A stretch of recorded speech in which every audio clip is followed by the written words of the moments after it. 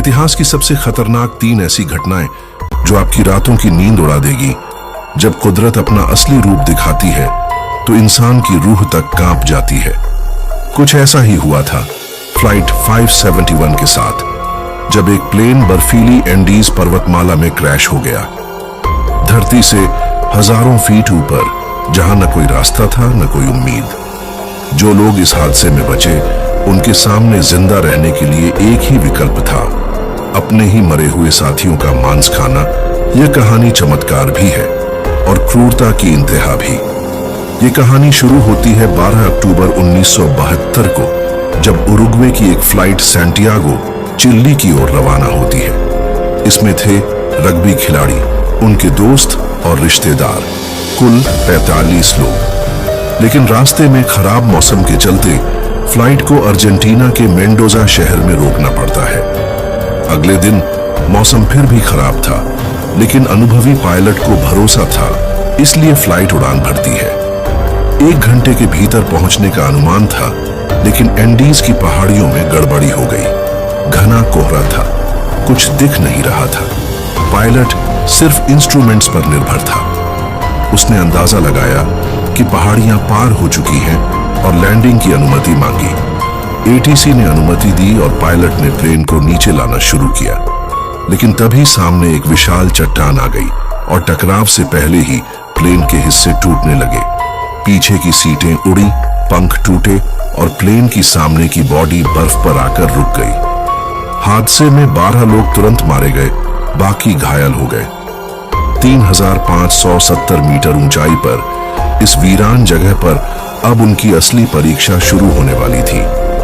Rescue team भेजी गई, लेकिन बर्फ और कोहरे में प्लेन दिखा ही नहीं। रात को तापमान 30 डिग्री तक गिर गया और 5 और लोग ठंड से मारे गए। अगले कुछ दिन भी बीतते गए, लेकिन कोई मदद नहीं पहुंची। रेडियो से जब उन्हें पता चला कि सर्च ऑपरेशन बंद कर दिया गया है, तो बची उम्मीद भी टूट गई। अब वे जान चुके थे, या तो मर जाना है या किसी भी हद तक जाकर जिंदा रहना है। पानी के लिए बर्फ पिघलाना आसान था, लेकिन खाना नहीं था। 8 दिन भूखे रहने के बाद उन्होंने वह फैसला लिया जिसे सोचकर भी आत्मा कांप उठे। उन्होंने मरे हुए अपने ही दोस्तों और रिश्तेदारों का मांस खाना शुरू किया। यह आसान नहीं था, लेकिन जिंदगी की जिद उनसे यह सब करवा रही थी। फिर एक रात क्रैश के 16 दिन बाद एवलांच आता है और 8 और लोग मारे जाते हैं। बर्फ में दबे बचे लोगों को बाहर निकलने में 3 दिन लगते हैं। अब वे जानते थे कि अगर यहाँ रुके तो सब मारे जाएंगे, इसलिए 3 लोग मदद की तलाश में निकलते हैं।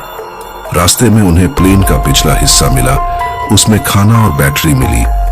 उन्होंने कम्युनिकेशन सिस्टम चालू करने की कोशिश की, लेकिन नाकाम रहे। और फिर 29 दिन बाद एक और एवलांच में 3 और मारे गए। अब सिर्फ 16 लोग बचे थे। पैरों में पट्टियां बांधकर ठंड से कांपते हुए नंदो पराडो और उनके 2 साथी फिर से निकलते हैं, ग्लेशियर पार कर मदद खोजने, बिना नक्शे, बिना गियर के। 3 दिन के खाने के साथ वे 9 दिन तक चलते रहे। रास्ते में एक पहाड़ी पार करते हैं, लेकिन उन्हें पता चलता है कि वे गलत दिशा में थे। फिर उनमें से एक पीछे लौटता है और बाकी 2 आगे बढ़ते हैं। एक दिन एक नदी के पार उन्हें 3 ग्रामीण दिखते हैं। वे मदद की गुहार लगाते हैं। पहले दिन ग्रामीण लौट जाता है, लेकिन अगले दिन वह कागज और पेन फेंकता है। पराडो पूरी कहानी लिखकर भेजते हैं। ग्रामीण पढ़ते ही समझ जाता है और तुरंत शहर जाकर सेना को खबर देता है। 22 दिसंबर 1972 को पूरे 70 दिन बाद आर्मी फ्लाइट 571 के बचे हुए 16 लोगों को रेस्क्यू करती है। वे लोग जो मौत के इतने करीब थे, जिन्होंने अपनों का मांस खाकर खुद को जिंदा रखा, वो अब इतिहास बन चुके थे। यह इंसानी हिम्मत, जिजीविषा और क्रूरता का सबसे विचलित कर देने वाला चेहरा है। नंबर 2, 12 नवंबर 1996 की शाम दिल्ली से करीब 100 किलोमीटर दूर चरखी दादरी में आसमान अचानक भयानक कड़कड़ाहट और बिजली की चमक से गूंज उठा। लोग हैरान रह गए जब उन्होंने आसमान में आग के गोले को उड़ते देखा और कुछ ही देर बाद लोहे के टुकड़ों और इंसानी अंगों की बारिश होने लगी। 7 किलोमीटर के दायरे में यह मलबा फैल गया और भारत के इतिहास की सबसे भयंकर हवाई दुर्घटना हो गई। दिल्ली के ऊपर 2 जहाज आमने सामने से टकरा गए थे, जिससे दोनों के मेटल तक पिघल गए और 339 लोगों के शरीर चिथड़ों में बट गए। उस दिन इंदिरा गांधी इंटरनेशनल एयरपोर्ट से सऊदी एयरलाइंस की फ्लाइट ने 312 यात्रियों के साथ उड़ान भरी, जिनमें से अधिकतर लोग सऊदी अरब में काम ढूंढने जा रहे थे। लेकिन इस फ्लाइट को नहीं पता था कि चंद मिनटों बाद उनका सामना मौत से होने वाला है। इसी समय कजाकिस्तान एयरलाइंस की एक चार्टर्ड फ्लाइट भी दिल्ली की ओर आ रही थी, जिसमें कुल 37 लोग थे। उस वक्त दिल्ली एयरपोर्ट उतना आधुनिक नहीं था। एयरफोर्स के इस्तेमाल के कारण वहां केवल एक ही एयरवे था, जिससे आने और जाने वाली फ्लाइट्स को उसी रास्ते से गुजरना पड़ता था, जो बेहद खतरनाक था। ATC यानी एयर ट्रैफिक कंट्रोल की जिम्मेदारी VK दत्ता के पास थी, जिन्होंने सऊदी फ्लाइट को 14,000 फीट पर उड़ने की अनुमति दी। दूसरी ओर कजाक फ्लाइट को उन्होंने 15,000 फीट पर लाने को कहा था, ताकि दोनों के बीच 1,000 फीट की सुरक्षित ऊंचाई बनी रहे। लेकिन उस समय दिल्ली एयरपोर्ट पर केवल एक प्राइमरी रडार था, जिससे सिर्फ प्लेन की लोकेशन देखी जा सकती थी। ऊंचाई या स्पीड जैसी जानकारियां मिलती नहीं थी, इसलिए कंट्रोलर को पायलट्स की बातों पर भरोसा करना पड़ता था। कजाक विमान को यह निर्देश दिया गया कि वह 15,000 फीट पर रहे, क्योंकि नीचे से सऊदी फ्लाइट गुजर रही है। लेकिन कुछ ही देर में कंट्रोलर की स्क्रीन पर दोनों विमानों के चिन्ह एक दूसरे से मिलते हैं और अचानक गायब हो जाते हैं। कंट्रोलर को समझ आ जाता है कि कोई बहुत बड़ी अनहोनी हो चुकी है, और उसी वक्त चरखी दादरी में लोगों ने आसमान को जलते देखा। फिर वह खौफनाक मंजर सामने आया जब जहाजों के टुकड़े और लाशें गिरने लगी। दोनों जहाजों के ब्लैक बॉक्स खोजे गए और जांच शुरू हुई। शुरुआत में 3 संभावनाएं सामने आई। या तो किसी पायलट ने निर्देशों की अनदेखी की, या इंस्ट्रूमेंट्स ने गलत रीडिंग दी, या फिर कंट्रोलर से चूक हुई। लेकिन ब्लैक बॉक्स के डिकोड होने पर साफ हुआ कि VK दत्ता ने सही निर्देश दिए थे और सऊदी जहाज 14,000 फीट पर ही था। असली गलती कजाक विमान की थी, जो 15,000 की बजाय 14,000 फीट पर नीचे आ गया था। इसका कारण बेहद चौंकाने वाला था। कजाक विमान में 5 क्रू सदस्य थे और पायलट को अंग्रेजी नहीं आती थी, जिससे ATC की बातों को पहले ट्रांसलेटर अनुवाद करता, फिर जवाब देता, और इसी में समय बर्बाद हो जाता। इसके अलावा कजाक विमान मीटर में ऊंचाई मापता था, जिससे फीट और मीटर की गड़बड़ी के चलते वह गलत ऊंचाई पर आ गया और दोनों विमान टकरा गए। इस टक्कर में 339 लोगों की जान चली गई।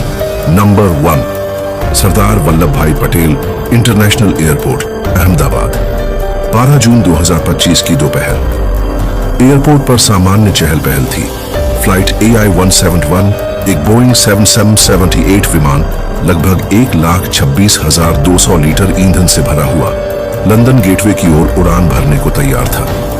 यात्रियों के चेहरे पर मुस्कान थी, माहौल शांत था, लेकिन यह सन्नाटा ज्यादा देर टिकने वाला नहीं था। नमस्कार यात्रियों, मैं कैप्टन सुमित सबरवाल बोल रहा हूं और मेरे साथ हैं को पायलट क्लाइव कुंदर। मेरे पास लगभग 8,200 घंटे का उड़ान अनुभव है और को पायलट क्लाइव के पास 1,100 घंटे का। आज हम आपको अहमदाबाद से लंदन गेटवे तक ले जा रहे हैं। मौसम बिल्कुल साफ है और यात्रा का समय लगभग 9 घंटे 45 मिनट रहेगा। कृपया अपनी सीट बेल्ट बांध लें, मोबाइल फोन फ्लाइट मोड में डाल दें और हमारी क्रू टीम की हिदायतों का पालन करें। धन्यवाद और हमारे साथ इस सफर का हिस्सा बनने के लिए आपका आभार। फ्लाइट AI-171 रनवे 23 पर टेक ऑफ के लिए तैयार थी। ग्राउंड कंट्रोल से अनुमति मिलते ही विमान तेजी से रफ्तार पकड़ता है और दोपहर 1:38 पर आसमान की ओर उड़ान भरता है। लेकिन टेक ऑफ के सिर्फ 17 सेकंड बाद, जब विमान करीब 625 फीट की ऊंचाई पर था, उसका रडार से कनेक्शन टूट जाता है। कॉकपिट से एक सिग्नल आता है। Air India Munson 71 declaring Mayday, no power, no thrust, we are going down। Engine का जोर खत्म हो चुका था, विमान का संतुलन पूरी तरह बिगड़ गया था और अब वह सीधा जमीन की ओर गिर रहा था। उसी समय बीजे मेडिकल कॉलेज हॉस्टल की छत के नीचे कुछ छात्र खाना खा रहे थे कि अचानक जोरदार धमाका हुआ। फ्लाइट AI 171 सीधे हॉस्टल की इमारत से टकरा गई। 1:38 और 50 सेकंड पर हुई इस टक्कर के साथ ही एक भयानक आग भड़क उठी। पूरे अहमदाबाद की रूह कांप गई। हर तरफ आग, धुआं और मलबा ही मलबा था। लेकिन इस विनाश के बीच एक चमत्कार भी हुआ। 27 वर्षीय विश्वास रमेश, जो सीट 11A पर था और विमान के पिछले हिस्से में बैठा था जहां टक्कर कुछ कम हुई थी, वह गंभीर रूप से घायल होने के बावजूद जिंदा था, होश में था। वह किसी तरह मलबे से बाहर निकला और स्थानीय लोग उसे एम्बुलेंस से हॉस्पिटल लेकर गए। फायर ब्रिगेड, NDRF और मेडिकल टीमें तुरंत मौके पर पहुंची, लेकिन जो दृश्य था वह रोंगटे खड़े कर देने वाला था।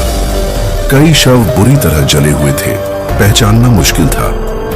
मृतकों की पहचान के लिए DNA टेस्ट करवाने पड़े। इस हादसे में कुल 241 लोग विमान में मारे गए, जिनमें चालक दल के सभी सदस्य शामिल थे। वहीं जमीन पर मौजूद 48 लोगों की भी जान चली गई। DGCA और AAIB ने तुरंत जांच शुरू की। विमान का flight data recorder black box hostel की छत से बरामद किया गया। प्रधानमंत्री नरेंद्र मोदी ने इस दुखद घटना पर शोक व्यक्त किया, घटना स्थल का दौरा किया और उस अकेले बचे व्यक्ति विश्वास कुमार रमेश से मुलाकात की। एयर इंडिया ने 1.5 करोड़ रुपए तक के मुआवजे की घोषणा की, लेकिन कई सवाल अब भी बाकी हैं। क्या यह हादसा रोका जा सकता था? क्या यह सिर्फ एक मानवीय गलती थी या सिस्टम की गंभीर चूक? AI 171 की यह त्रासदी हमें याद दिलाती है कि थोड़ी सी असावधानी सैकड़ों जिंदगियां छीन सकती है। हमें सिस्टम बदलना होगा, सुरक्षा के मानकों को और सख्त करना होगा। हम उन 269 जानों को श्रद्धांजलि अर्पित करते हैं जिन्होंने उस दिन अपनी आखिरी उड़ान भरी। वीडियो अच्छी लगी हो तो एक छोटा सा लाइक करके चैनल को सब्सक्राइब कर लीजिए।